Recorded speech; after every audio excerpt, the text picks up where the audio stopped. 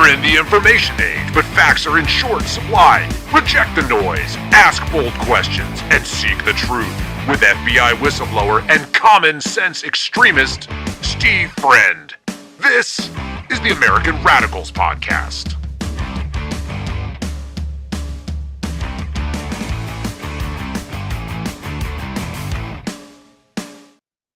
It is the American Radicals Podcast, Thursday, August 13th, 2026. And today we're going to talk about how the President of the United States is growing frustrated with the Secretary of the Department of Homeland Security. We are blocking deportation arrest transparency from the media or just curious Americans. AI big tech bubble is primed to burst, and it might have an impact on overall inflation. Latchkey kids have become helicopter parents, and they are actually paying the price for it. Free-range parents, though, are becoming criminalized in states like Georgia. And the president is changing the vaccine schedule, and that's made our media really unhappy because socialism or other reasons. So let's get after it, guys.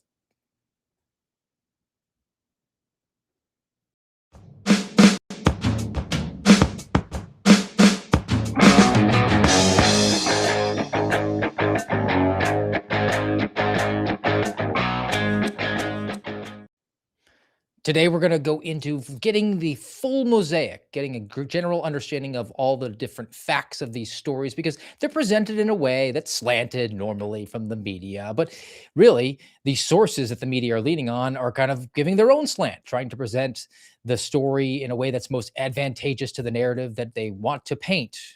Now, if you're going to consume the news, if you're going to understand what's actually going on, you have to be sort of an investigator. You have to be like an FBI agent, or probably more appropriate, just like a beat cop.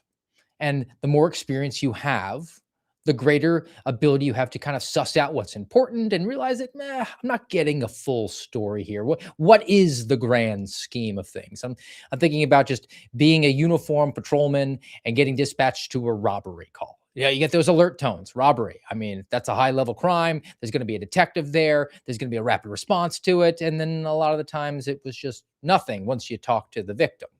I get dispatched to a robbery from a guy who was in an area that he shouldn't have been in, right? Like a white college kid down in the ghetto. All right.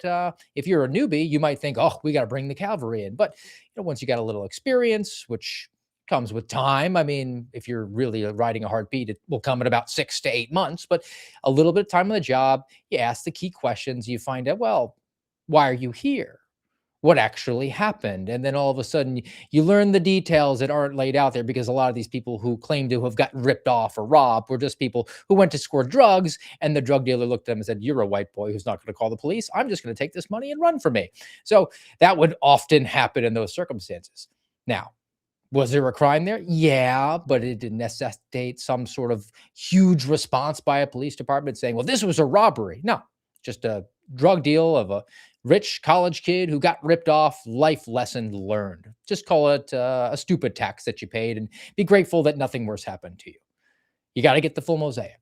So there's a whole bunch of different topics that we're going to cover on today. It's going to be about illegal alien deportations, about economics, and about parenting. So not really a unified sequence of events and current affairs that we're going to talk about. But I think we're going to all look through like we're coming at it from like a tunnel vision. If you're tunnel vision, you're really just kind of like focused on a really small perspective. Step back, 30,000 foot view, and gain a greater overall understanding. Okay. So the first one I have from the Wall Street Journal is going to be about the president and how he is very unhappy with Mark Wayne Mullen, the Secretary of the Department of Homeland Security, a man who can't pronounce the word irrelevant or political and doesn't know that it's called scapegoat, not a scapegoat. So after back-to-back shootings a couple weeks back, the Secretary of Homeland Security temporarily halted most vehicle stops, and then Donald Trump got wind of it and said, no, we're reversing that policy. In late June, the Supreme Court ruled that temporary actually means temporary, English and stuff. And they said that 350,000 Haitians living in the U.S. had to go home because that earthquake that happened in 2010 happened 16 years ago. Go back to your bleep hole country. And then Mark Wayne Mullen said, well, as long as you're here, why don't you help me help you, like I'm Jerry Maguire, and see if you can't file for some other sort of accommodation. And even we'll give you an extension. We'll allow you to stay here and work a little bit longer. You don't have to go back right away. And that drew the ire of many people who are immigration hawks, as the Wall Street Journal characterizes them, or just Americans who expect the government to fulfill its responsibility to the citizen as part of its social compact with us. And one of those duties and responsibilities that are actually written down in the pesky, dusty document, like the Constitution, says that you're going to enforce our border sovereignty. We want that to happen. Donald Trump, again, unhappy with Markwayne Mullin. The president was also really frustrated that Markwayne Mullin wanted to cancel the fireworks show at the America 250 July 4th birthday party thing that was going on. I guess there was lightning in the area, and Markwayne Mullin said, no, we're going to cancel fireworks. And Donald Trump was like, you're not going to ruin my party, damn it. No, the show must go on. So that probably offended the president more than anything else. But then there was one more, and that was what we covered on a week or so ago. I think it was last Monday. We did the full deep dive into Markwayne Mullin's address in front of the National Governors Association. And he was talking about filling the gaps and allowing all these temporary workers, these farm workers, to gain a greater overall foothold. And he's saying that, well, they're not really taking American jobs. It's okay if they stay here. And that, again, really frustrated Donald Trump, all per some sources who were speaking to the Wall Street Journal. Now, what is the grand scheme? What is the full mosaic? It's just this little line here. And I'll throw the article back up here. Again, the headline, Trump is increasingly frustrated with his Homeland Security Secretary. A senior Trump administration official acknowledged that frustration with Mullin had grown, but said the president had no plans to fire him. So just status quo, no changes coming. I'm really mega MAGA Doppler unhappy with you, but I'm not going to make a personnel change because I'm more worried about the PR aspect of things. I don't want to take the PR hit that you fired or forced out yet another member of your cabinet, as opposed to just bringing in the right person to do the thing that you promised to do, because we're back to that was never the intention of the administration.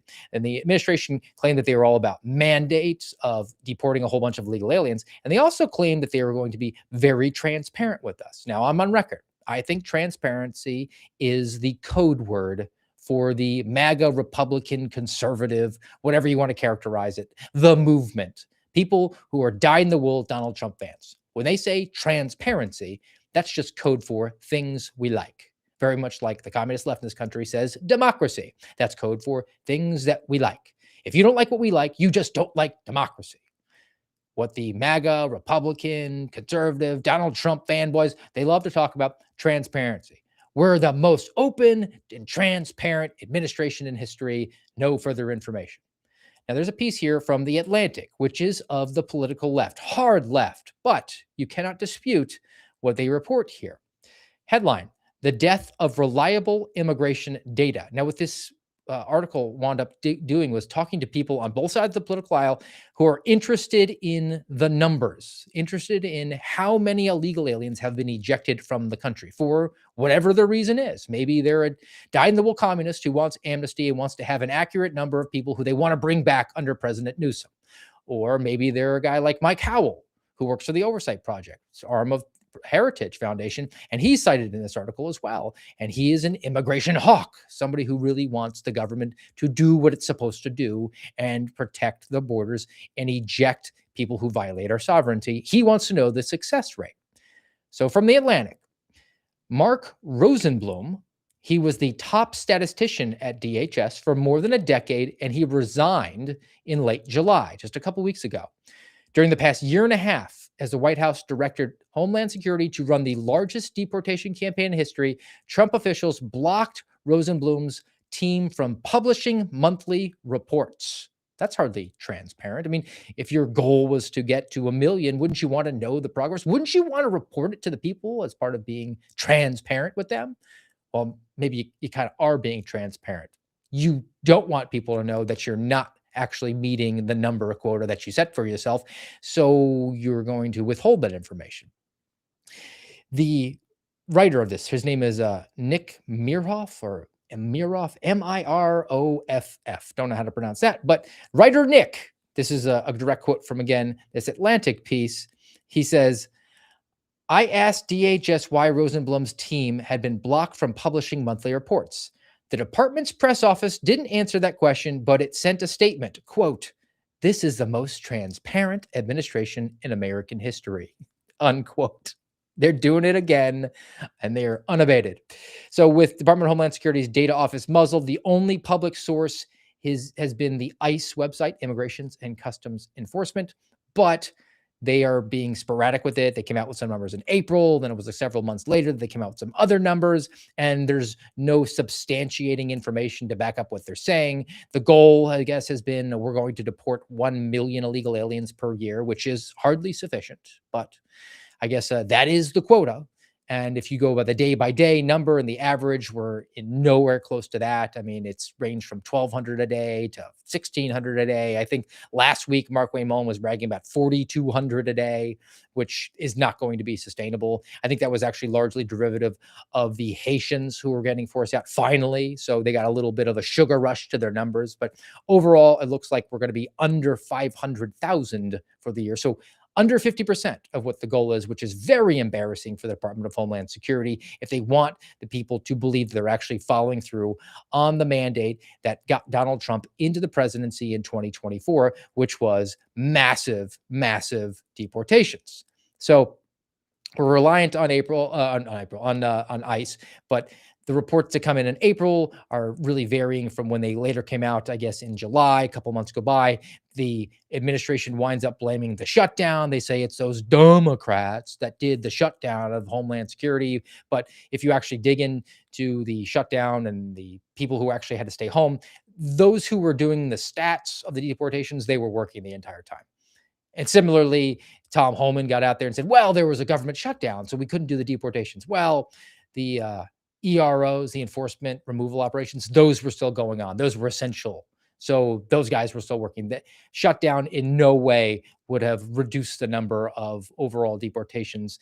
It was just they didn't work that hard, or they just haven't been very successful.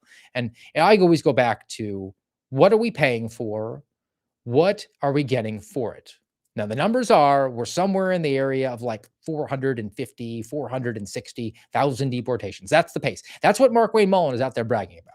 And he's saying things like, we are on track to hit where we hit last year, right now, at this exact moment.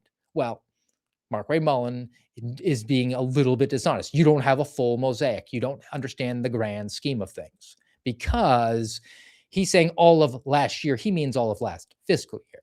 The fiscal year starts October 1st and it ends September 30th. So for you to claim that, well, it's only August and soon we're going to hit what we hit last year, if anybody thinks that you're on an actual calendar year, January through December, you're thinking, oh, wow, man, they're really crushing it. They have another 4 months left. They're going to do super mega Doppler awesome on those numbers. Now they're like 6 weeks ahead of where they were last year. And if the numbers are bearing themselves out, they're hardly going to exceed those numbers by very much. Again, they will come in under 500,000 total deportations. And that's even counting the border encounters. The people that roll up to the southern border and border protection interdicts them and doesn't allow them in the country. The Trump administration, very much like the Obama administration, is saying, yeah, we'll count that too. No, that doesn't. That's not an ejection. That's not somebody who is actually inside the border of the country for a day, a week, a month, or a decade. All of them got to go. But for you to try to juice those stats, that's not honest. That's not transparent. And that's not giving a full picture to the American people. Now, I kind of got off track here. I go back to what are we getting and what we could have gotten, the opportunity costs that existed. And I've cited this a number of times, but I have to go back to it. This was the pitch that came out. It was reported in Politico, and this was about Eric Prince. Eric Prince made the proposal in the very early days of the Trump Part 2 administration. Eric Prince, for those who don't know, Blackwater CEO, the bad guy, right? He was a war profiteer. Well, he said that we want to deport 12 million people in the next 2 years. That would be 500,000 a month, which would be more than Mark Wayne Mullen's Department of Homeland Security is going to do this year. And the proposal was for $25 billion, we can get 12 million illegals ejected from the country in 2 years. Sounds like a really good deal. We didn't pay it, though. We didn't invest. We didn't take the bid out. And instead, the one big beautiful bill allotted not 25 billion, but $85 billion to ICE for its enforcement and removal operations. And they have gotten less than $500,000 for an entire year. Okay, now let's move off of immigration stuff and let's talk about some government expenditures and lacking transparency on that, because the president of the United States, he is nothing if not a real estate, a builder, a guy who likes to see gigantic constructions go up into the sky and put his name on it. So I have actually a toss back to a story we discussed back in June, and I want to give an update to it. So the old one from Washington Post was an exclusive. Headline here was Records Reveal $600 million estimate for Trump's ballroom project. And what the Washington Post detailed in this piece was how, well, it was originally billed, it was going to cost 200 million, and it was all going to come from private donors, and then it was 400 million, and then he said it was going to be all private donors, but what the contracts actually revealed was that they were taking money from government agencies, and it now had grown from 200 all the way up to 600 million as a total overall expenditure, and the taxpayer was going to be on the hook for 300, at least 300 of the 600 million. So half of it was going to come from you, somebody who has their money stolen, I mean taxed, and then brought to the Ivory City so they can build a ballroom.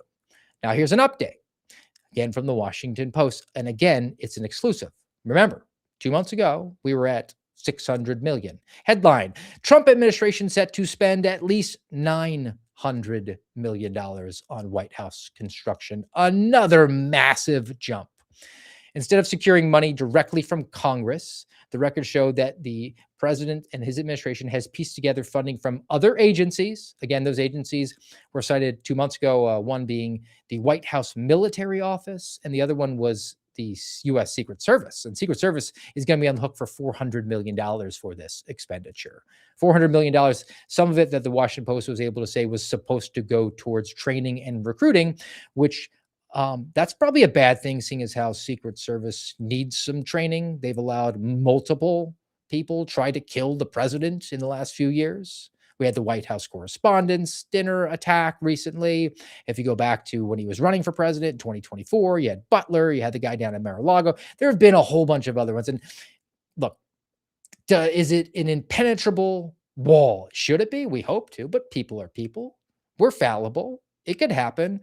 I don't think they're happening with such regularity if you're keeping people up to snuff with the training and if you're actually doing the recruiting you're supposed to be doing. So to devote those resources, any amount of those resources towards a construction project at the White House seems like a misuse of those funds. But in order to justify it, what the Trump administration is doing is, hey, we're going to put a bunch of this money, we're going to move it from one pocket of the cargo pants to another pocket of the cargo pants, which is basically what our government is a giant pair of cargo pants.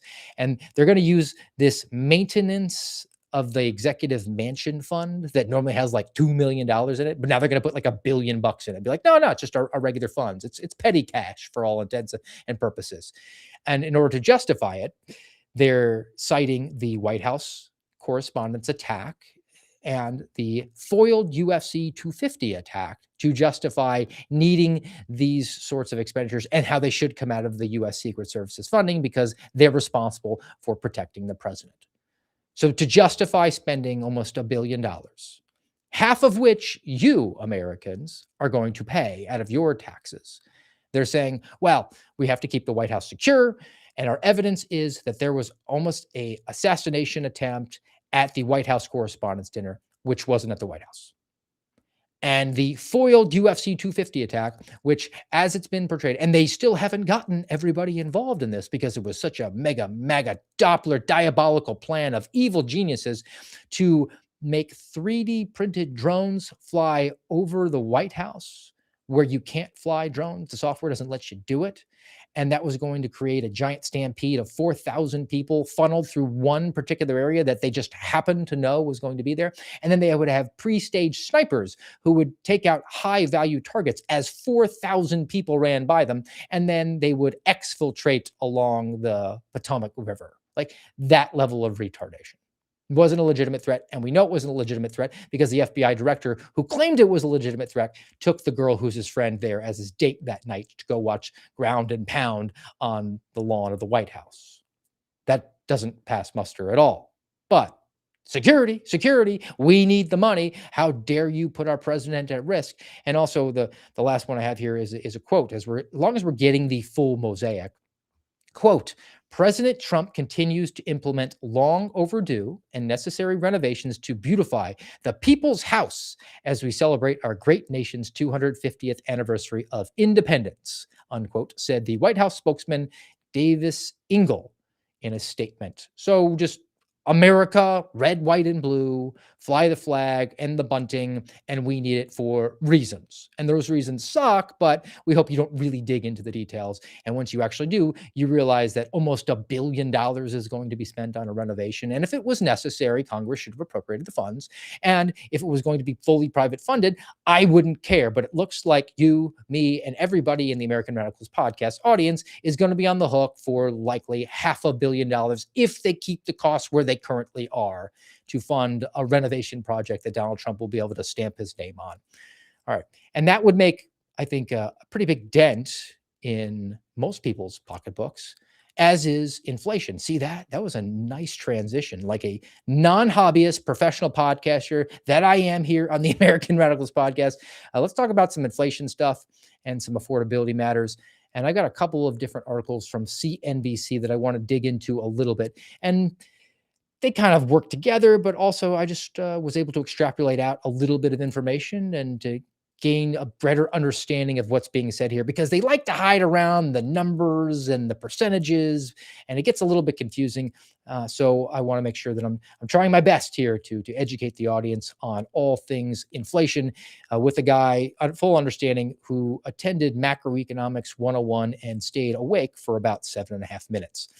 Headline: Consumer prices rose 0.1% in July, as expected, putting the annual rate at 3.4%.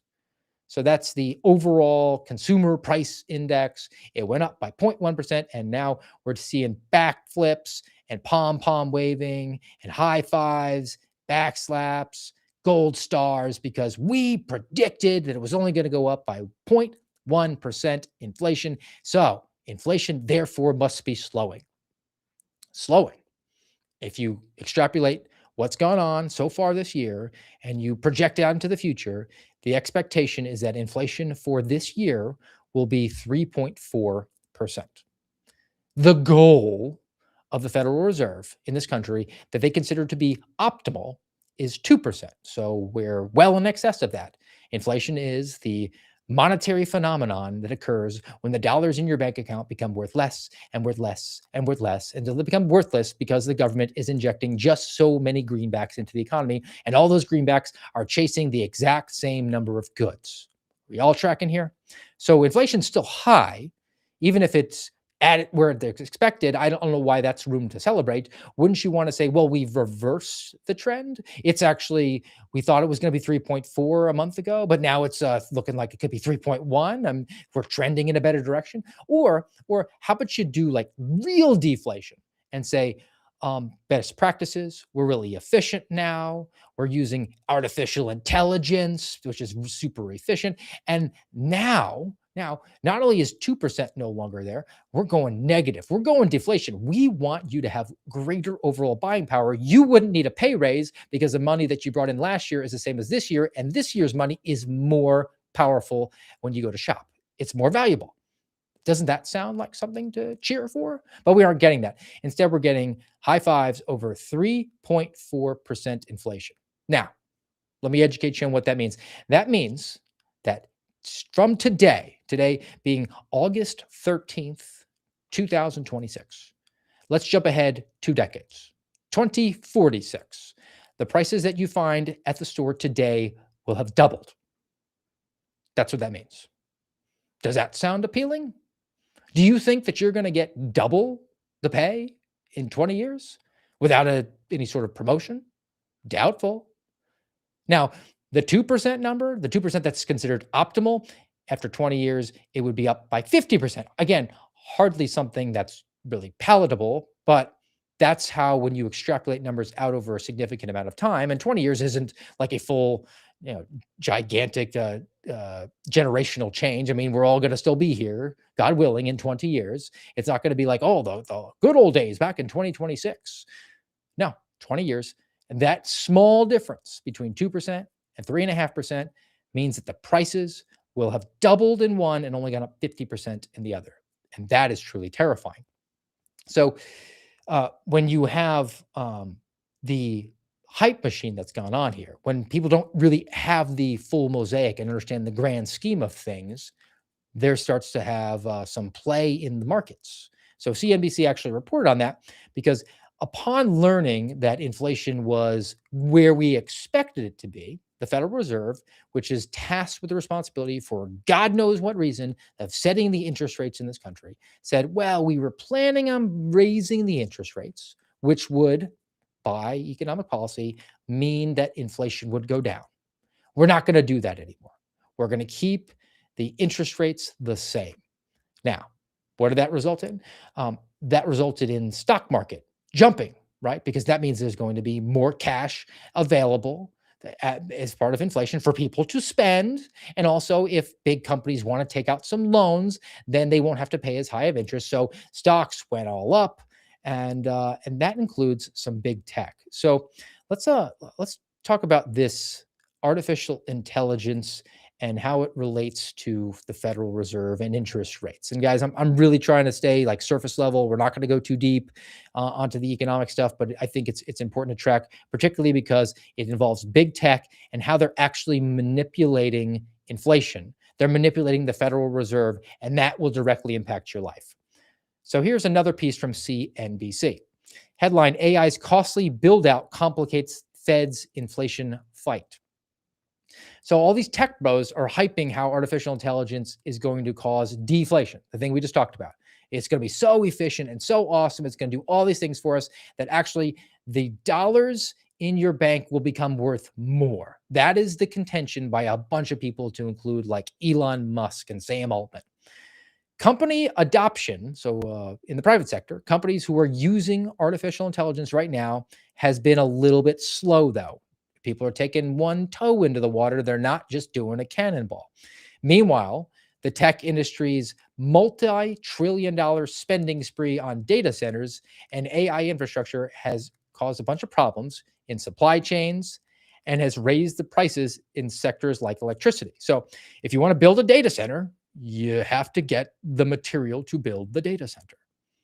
That means that there's going to be a shortage of those materials in other areas. Higher demand means that prices will go up for those materials. So we're driving prices up. That's an inflation thing. And also, once you have the data center working and sucking up all that juice, that will cause a shortage of electricity, meaning that the prices of electricity will again go up, which means that the end user of those materials, of something like electricity or even water, they're paying more. They're feeling the squeeze. It's an inflationary result. And now they're going to require the Federal Reserve to say, do something about this inflation, raise interest rates. That's what the prevailing wisdom would be for the Federal Reserve. That's the sort of activity it would take if it was using its history of addressing the prices. If the prices are going up, the Federal Reserve presumes that inflation is at play. We have to raise interest rates. There's just too much money out there. We're going to suck up that money, and that will quiet the economy down a little bit. That'll mean that the prices aren't going up bonkers. But the tech bros don't want that. The tech bros want all that cash out there. Why? Why would the tech bros want that? Well, because when that money's out there, people will invest in their companies. When people have that money, even if it's not worth toilet paper, they can throw it at these companies like these gigantic, mega big tech companies like Meta and Google, and they will have those funds available. And the tech bros are actually giving advice now to the Federal Reserve. And by that, they're just saying, hey, keep interest rates down, regardless of whether or not it's good for the overall economy. Now, artificial intelligence makes us more productive by automating work, like reading a radiological scan, something that AI can do, but some jobs require bundles of tasks, some more amenable to automation than others. So like a radiologist that gets cited here, AI can do that job, but can't really talk to colleagues and can't talk to patients. So maybe the boom that is artificial intelligence that we're being told by the tech bros is the panacea to solve all our economic woes is not necessarily so ready for prime time. It's never going to come to fruition. And if it never comes to fruition and we've made all these economic decisions on the false premise because we didn't have a full understanding of the mosaic that's at play, of the grand scheme. We have made terrible economic decisions as it relates to slowing down inflation with interest rates. Do you see where we're at now? Artificial intelligence, the people who are proponents of it are really big on it, and the bubble might be about to burst. So, the third piece that I have from CNBC about this one, NVIDIA lines up $500 billion in financing. The CEO came out and started talking about it. The effort aims to mobilize more than $500 billion in third-party capital for frontier AI labs and enterprises to build out data centers. Remember those gigantic AI data labs that we were talking about yesterday? Remember those? How they were enormous, and there's like 75 of them on Earth. So they want to get all that capital in there. The financing push comes after a July swoon in global markets in which investors began asking whether big tech's AI investments would pay off. Now, who actually gave them this money? They didn't just go to the bank like you would. No, they went to other tech companies. They went to other tech bros and said, we need money. Well, if NVIDIA is worth trillions of dollars, why are they needing a cash infusion of $500 billion? I thought they were ready for prime time. I thought artificial intelligence was going to solve all our woes. So what can we extrapolate from there? How can we learn about the full mosaic from this piece? It means that NVIDIA knows that it is not ready for prime time, if it ever will be ready for prime time. The other tech bros know that it's not ready, and they have to keep this thing going because it's been so good for them. It's given them this influence over the Federal Reserve. It's allowed them to artificially change the way that the economy works, to force adoption of their technology, even if it doesn't do everything that it says it's going to do. I'm sorry, you can't have Hal read like a radiologist can, because a radiologist can actually hold the hand of a person who's dealing with some sort of a medical emergency, and Hal doesn't. There's no bedside manner there.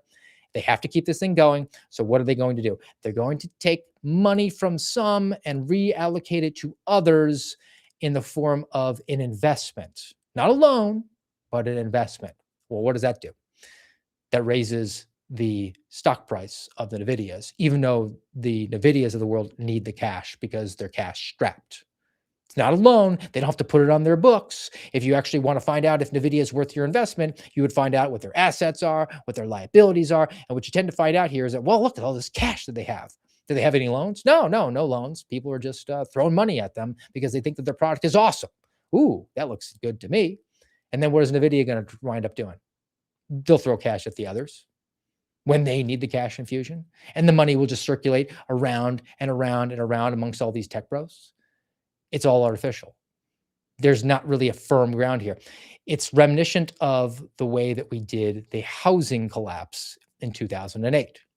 Because if you have a 401k or a retirement account or just a mutual fund, and it's tied to the S&P 500, which is really just like 7 big tech companies at this point, you are invested in the NVIDIAs of the world and the Googles and the Metas. You're heavily invested in all of those. You're investing in these companies, which take that money and then invest in each other to drive up the appearance of having a lot of value when there really isn't anything there. The housing crisis did that. What we wound up doing as a country was saying that everybody needs to be in a house, even if they don't have a job, they don't have any assets. We had ninja loans that stood for no income, no job, no assets, and you get a loan for a house. And then in order to backfill that and offload that liability on the bank's sheets, who were giving out these ridiculous loans, they're like, ooh, if these guys don't pay up, we're going to be in trouble. We know what we should do. We should make this an investment tool. So all of America can be tied into it. They can backstop us. And then eventually when these people don't make the payments, then the rest of the country will bear the burden, and we'll have a global economic collapse that results in America electing a communist president. The same thing is going on. The bubble is clearly there, and we're just going to see if they're able to keep this thing floating for a little while longer, or if actually it's going to come crashing down. All right. I want to continue on some other stories. Let's talk about some parenting matters. But before we do, give you a reminder, guys, if you haven't already, give us a thumbs up and a follow, subscribe on the YouTube and Rumble channel at AmRadPod, American Radicals Podcast. Come to you every weekday, noontime Eastern, with the exception of next week. Next week, reminder, 0700 to 0900. We're doing the collab. It's going to be between the American Radicals podcast and At the Mic. Keith Malinak and I will go back and forth for about 2 hours every single morning, all of next week, the week of August 17th. And again, though, that'll be on the channel here at AmRadPod for YouTube and Rumble. And as always, you can head on over to the Spotify channel as well and give that a follow. Worth your time. It's just a episode that drops there around like 1 o'clock after we get done with the live show. I'll schedule to go there as well as schedule a commercial to run now. Parenting stuff. Let's talk about getting a full understanding of how the latchkey kids evolved into helicopter parents, and they're paying the price, actually paying the price. I could say literally paying the price because it's written down in the Washington Post headline here. Today's tweens have less independence, costing parents more in babysitting. So late millennials and Gen Z kids have been more supervised as middle schoolers than Gen X kids were. And Gen Alpha kids are following the same pattern. So you got the different generations. Gen X led into millennial, which led into the Gen Alpha. Oh, did I get that right? No, Gen Z. Gosh, there's too many generations. All right, so you had Gen X that led into millennial, which led into Gen Z, and that led into Gen Alpha. And if the crazy LGBTQAI plus hashtag underscore kamikaze rainbows get their say, the next generation will be generation beta, and they'll all be soy boys. So Gen X is known as the latchkey kids. They were the ones that were allowed like full roaming. Whenever you see the discussions going on, the yearning for days of yore, where it's like, wow, I used to go out and my mom told me to come back before that when the street lights came on. And I would disappear for all day long, and it was great and fantastic. That's Gen X. To a certain extent, a little bit of that came across with the millennials, but being a millennial myself, I know that there was far more oversight from my parents. They were hardly, though, as bad as these parents are here, because tweens are like, 11 or 12. They're not technically teenagers yet, but they're getting babysitters. So the way that the Washington Post actually breaks this thing down, let me see if I can move down here. I got some graph information here. So overparenting has been one thing. You got the helicopter parents. A lot of people living in the suburbs, which means that you can't hop on the city bus or on the train because the Washington Post wants everybody to live in a 15-minute city.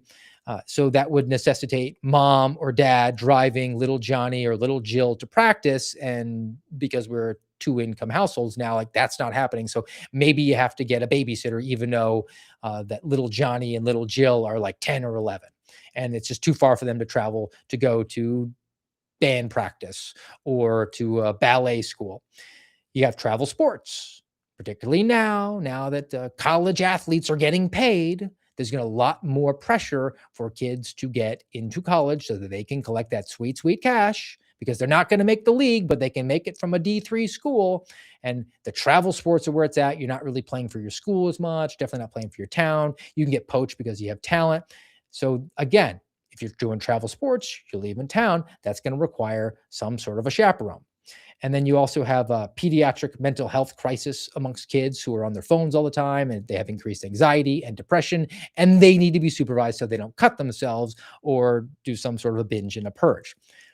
Now, the Washington Post goes into the dollar amount that gets paid per kids. And typically what happens when they're really little, you pay a lot. And as they get a little bit older, you pay less and less with each subsequent year. But it ain't nothing. So here's this graph here. It shows the age of the kid and the percentage of parents who pay for childcare and the median spending that they do. So when the kid's like 1 or 2, it's like $9,000, almost 10 grand when they're 2. And then it starts just going down, down, down, down, down. But if I scroll down, you'll see that there are still a percentage of parents who are paying for childcare for kids who are 12, 13, and 14 years old. Now, that seems like a little bit extreme, but in light of those other mitigating circumstances, you can understand why that might be necessary. Also, there are fewer teens doing the babysitting now because they're being babysat. And one of the upsides to having a teenager babysit is you don't got to pay him that much. I mean, $5 an hour, $7 an hour. I mean, I think the average was like $12 an hour now because of inflation. Still, far better to pay $12 an hour to a 16-year-old girl to watch the kids than to have to hire an adult, because the adult will come in with some sort of credential and be like, well, I went to college to be a professional nanny and I've got CPR training and I'm going to demand $50 an hour. So because fewer kids are doing the babysitting, you have to hire the adults to do the chaperoning, and that requires more money. So, some consequences here. Students are now less able to solve problems creatively without step by step instructions. And they're less able to work together in groups because they're just being told what to do all the time. They're not being afforded the opportunity to be creative, to be in a situation where they're bored. Because when you're bored is when you become creative and figure out something to do. But if you're bored and there's somebody that mom and dad are paying $50 an hour to, they better darn well have some activities prepared, right?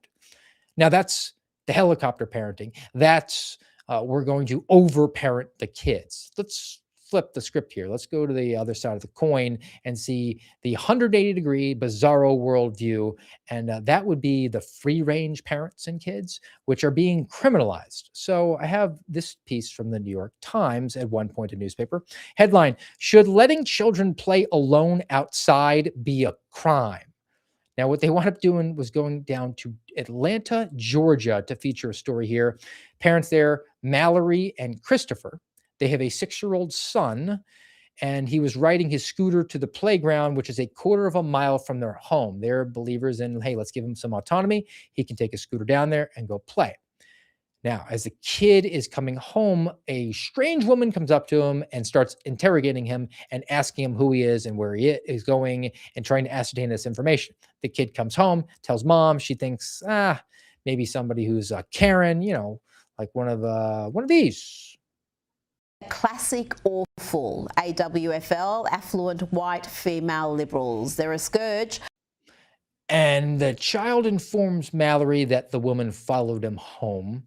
And then 2 days later, they get Department of Family and Child Services at their door, which is cause for concern.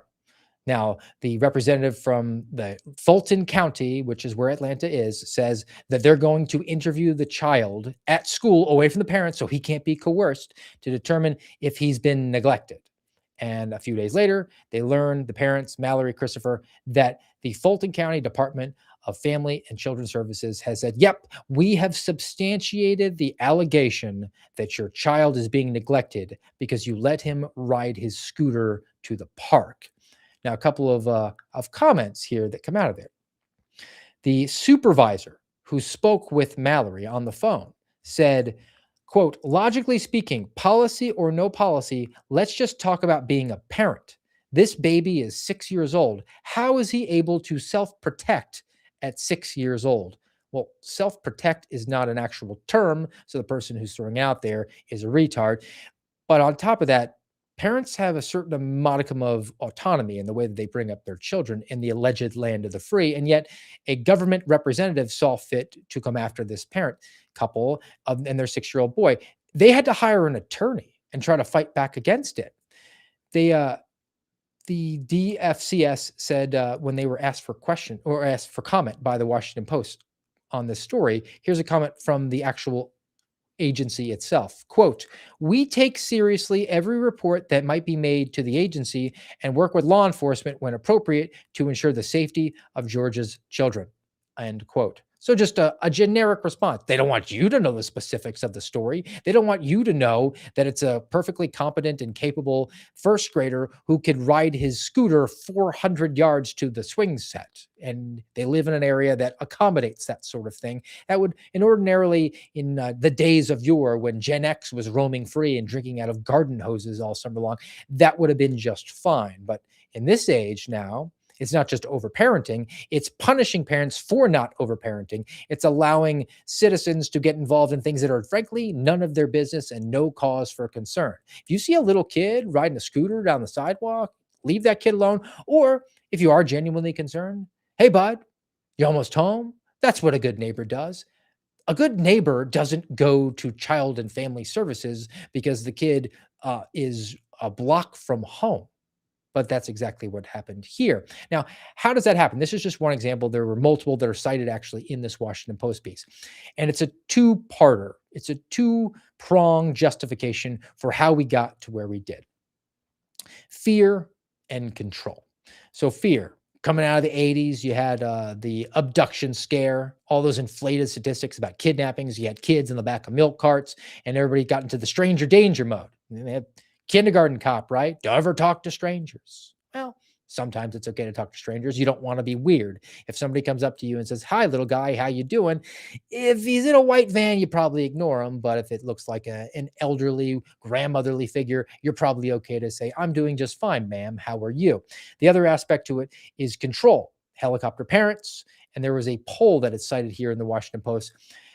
They found that in a poll of children between the ages of 8 and 12. I got two boys. One's 8, one's 12. This is right in their demographic. 62%, almost 2 out of 3, had never walked or biked somewhere without a parent. That's where we are as a country right now. And as a result, we talked about it before, you got kids that are not creative, can't do things without being given explicit instructions, and they have overall mental health problems that are downstream of that. Now, as a one positive thing from this we can take away is that Fulton County Department of Family and Child Services substantiated the allegations against these parents, Mallory and Christopher. But then the state came in from over the top. The Department of Human Services said, no, this is unsubstantiated, and dismissed it. So in this case, actually does have a happy ending for that couple and their son. All right, I've got one more piece that I want to drill down on, and it relates to the president and an executive order about the vaccine schedule that Donald Trump just put out. And we can start off with the editorial board over at the Washington Post, who are extremely unhappy because Donald Trump is mean, orange, and literally Hitler. So headline, the arrogance of Trump's vaccine policy. In March, federal judge did President Donald Trump a favor, said nobody ever, except the Washington Post, by striking down his administration's attempts to upend childhood vaccine schedule. The president, however, couldn't abide a victory through defeat. On Monday, he signed an executive order reviving the issue. Now, this executive order, what it winds up doing is making recommendations, and it doesn't have the force of law. They say, oh, the kids were getting 18 jabs. We're going to recommend 11 jabs, and we're going to recommend them not all at once. They're going to space them out, particularly this MMR, measles, mumps, rubella, not all at once as a triplicate. Do them separate. And this is going to maximize parental control. You know, like in the alleged land of the free, where you'd have some sort of autonomy to parent your children, unless, of course, you happen to live near Atlanta and let your kids scooter to the park. That sounds like an objectively good thing. I don't know why the administration is going into it. Well, I kind of do, because it's kind of popular, and everything else they're doing, particularly around illegal alien deportations, is very unpopular with the base. So maybe they're trying to do this for political purposes. But whatever it is, any port in a storm, if we give more autonomy to people, I am in favor of it. Now, the Washington Post, we're getting a full mosaic, sort of, because they say the quote, they have arbitrarily modeled their schedule off the immunization practices of Denmark, and Americans may pay the ultimate price. So it'll be a winter of death and despair that never happened during coronavirus. Arbitrarily modeled their schedule off of Denmark, though. No further information. Just stated as fact. Arbitrary? Arbitrary, it doesn't mean you've specifically done it. I mean, arbitrary, just they threw a dart at a map and was like, whatever country hits on the globe, but we'll go with their policy instead. Seems like a pretty specific location. So I'm going to be pedantic and a jerk when it comes to using words, because, you know, I don't use AI to write. Probably the Washington Post editorial board relies on it more heavily. But Denmark, I did a little bit of research on it, because there's quite a bit of pushback against the Trump administration. One, because he's mean, orange, and literally Hitler. But two, because the media is unhappy with all things related to health, unless, of course, it leads to more socialism. So go with me on this one. So let's go to NPR, which is really big time of the communist left. Headline, should the U.S. model its vaccine policy on Denmark's? Experts say we're nothing alike. This comes from December of last year, so not quite a year old, but still relevant. Now, NPR cites a doctor. His name is Sean O'Leary. He is the chair of the Committee on Infectious Diseases for the American Academy of Pediatrics. His quote is, "It's like comparing a cruise ship to a kayak." I guess because America has far more people than Denmark. That's his metaphor that he's using. Again, he is the chair, they say, of a committee that is part of the American Academy of Pediatrics, which sounded familiar to me. Oh, that's right, because this is the group that affirmed gender affirming care policy. So they really don't have the best interests in mind of children. But what does this guy, who's pretty much a professionally useless person, wind up pointing out? And what is pointed out in this NPR piece? Some of the differences between the United States and Denmark, which might be relevant to why a vaccination policy would work in one place but not another. Let's get a greater overall understanding, look at the full picture, the grand scheme, the full mosaic. Denmark, in addition to having only 6 million people, which they talk about, well, it's the size of Wisconsin, has a highly unified health system with a national health registry that tracks everyone from birth to death, which sounds terrifying. The government tracks your health at all times, from the time you're born to the day you die. That doesn't sound good, but it affords them more information. Because one, I guess you could say, good thing or advantageous thing about being a despot is that you have more information, you have more control. Danish families get about a year of paid parental leave between two parents so they can stay home with their baby. So we need, according to NPR, in order to use the vaccination protocols, which have had better results in Denmark than the United States' policies have had for us, we need to have monitoring from cradle to grave for all health things. And we need to have a year of parental leave. Well, right now, what do we have? Like 12 weeks per parent, 24 weeks, it's 6 months. It's still a significant, substantial amount of time that's available. So we're hardly like saying, pop a kid out and get back to work, turn that wrench. But they want a year of leave, parental leave available. Plus, Denmark has free universal health care. There it is, Medicare for all. And so if an infant is hospitalized with a disease that they're not vaccinated for, then the hospital, which has been monitoring them since they left utero, can treat that disease. It's very different in the US, where many people struggle to access health care. I guess they haven't seen one of the signs that says emergency room, which by law has to treat you. The US also has higher rates of childhood obesity and asthma than Denmark. So we have a less healthy population, which might be downstream of us doing too many jabs. But that's, again, never addressed. No further information. Now back to our communist doctor from the American Academy of Pediatrics, which says that it's perfectly fine to cut off the healthy breast tissue of young ladies and the twig and berries of young men, because Harry can definitely become a Sally because science or reasons.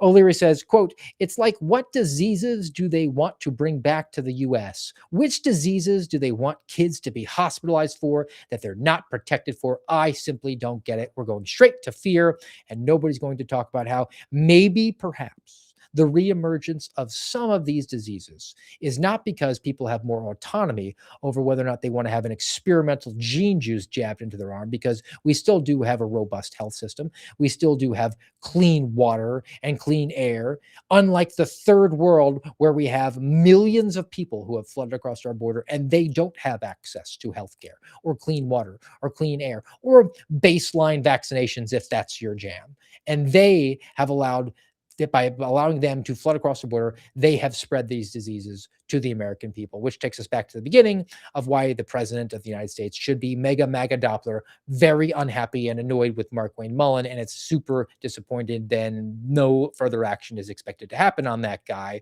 for not carrying out mass deportations. All right. So that is the end of the program for today, guys. But I'm going to leave you with a nice biblical worldview.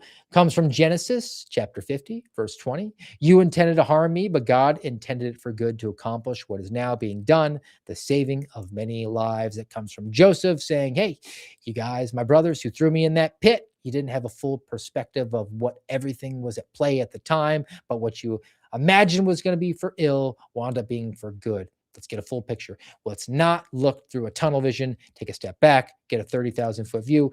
And when you do, you realize that the president might say that he's really angry with the Secretary of the Department of Homeland Security, but we should not expect any changes at all.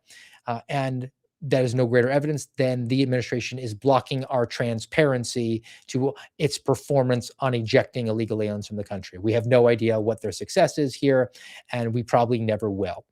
We have the AI big tech bubble. It's not everything that it's cracked up to be, and they are jacking with their economic system as a country, and that is to profit themselves. It's not really in the greater overall interest of the country. The government does not, even from a state, local level, does not like free-range kids, and quite simply, it's because it's a jobs program. It's job security. If a bureaucracy is not growing, if it's not taking on more people and material and more funding, then it is not succeeding as a bureaucracy. And for an organization like the Fulton County Department of Family and Child Services, they're just going to have to hoover up as many potential allegations that they can, quote, substantiate as possible so that they'll have something to do, even if it means intruding on the liberties of parents who can use their common sense and say, hey, yes, we have a young man here. He's more mature than his peers, and he's perfectly capable of riding a scooter 400 feet to the park. And then the false solution. The false solution that is always presented is socialism. It's communism. It's Marxism. It's whatever ism that the leftist media in this country wants. So we can't have what Denmark does with vaccines when Denmark's done everything wonderful with health. And so unless we get everything that Denmark has, then we can't have the one thing that we want, which is just not a commonsensical way of approaching things. If one thing seems to be successful, then let's give it a try.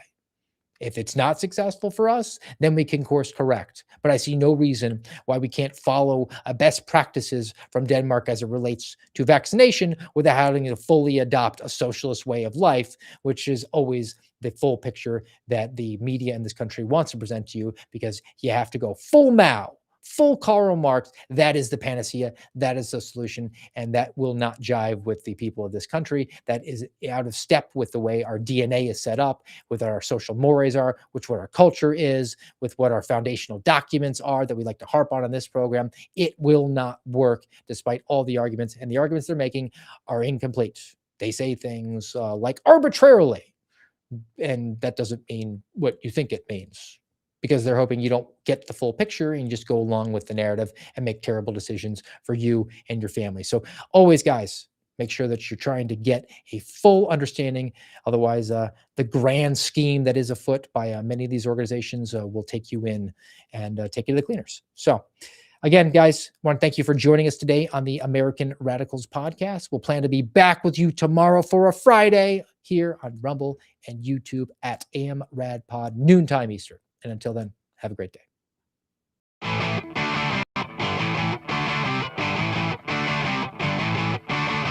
You've been listening to the American Radicals podcast. Find us on YouTube, Rumble, and X at AMRadPod.